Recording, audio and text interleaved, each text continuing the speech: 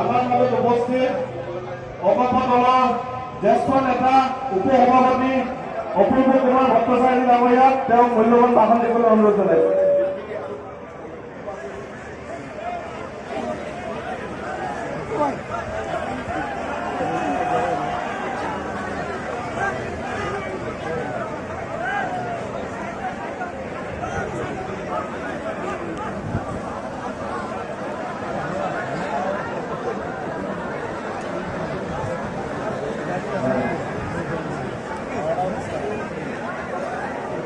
অহা 9 এপ্ৰিল তাৰিখে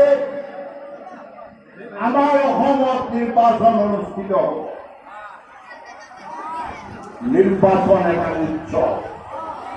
5 বছৰৰ কাৰণে আমাৰ ভৱিষ্যত ভাল হ'ব নে বেয়া হ'ব এই সিদ্ধান্ত আমি গ্ৰহণ কৰিম।